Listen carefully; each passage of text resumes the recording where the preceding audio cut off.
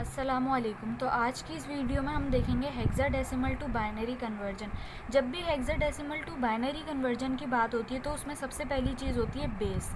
जब भी हमारे पास 16 बेस होगी तो इसका मतलब है कि हेक्साडेसिमल की बात हो रही है। समटाइम्स ऐसा भी हो सकता है कि हमें डायरेक्ट नहीं लिखा हुआ दिया हुआ हो कि हेक्साडेसिमल टू बाइनरी कन्वर्जन करना है और सिर्फ हमें ये वैल्यू विद बेस यानी 16 दिया हुआ हो और लिखा हुआ हो कि बाइनरी में कन्वर्ट करना है। तो हमें पता होना चाहिए कि ये जो वैल्यू है ये किस चीज़ की है, या तो ये ऑक्टल है या तो ये हेक्साडेसिमल है या ये बाइनरी है।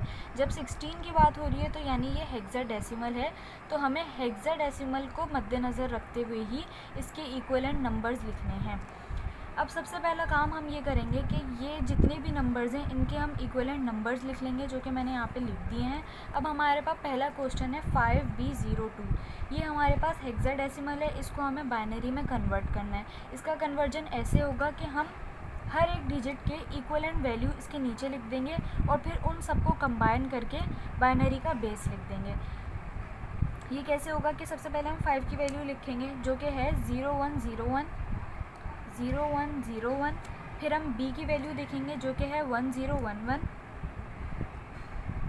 फिर हम देखेंगे 0 की वैल्यू जो है 0000। फिर हम देखेंगे 2 की वैल्यू जो कि है 0010।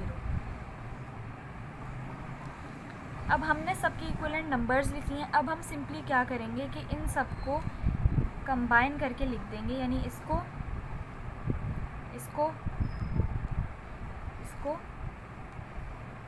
और लास्टली इसको। इन सबको लिखने के बाद हम लास्ट में लगा देंगे बाइनरी की बेस, यानी हेक्साडेसिमल टू बाइनरी की बात हो रही है तो यहाँ पे 16 था। अब हमने इसको बाइनरी में कन्वर्ट कर लिया है तो हम एंड में लगा देंगे 2।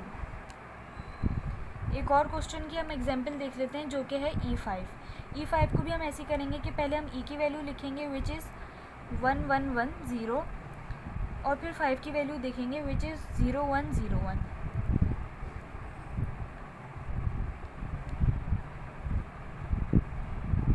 और फिर हम बाइनरी का 2 लगा देंगे और ये हमारा आंसर हो जाएगा।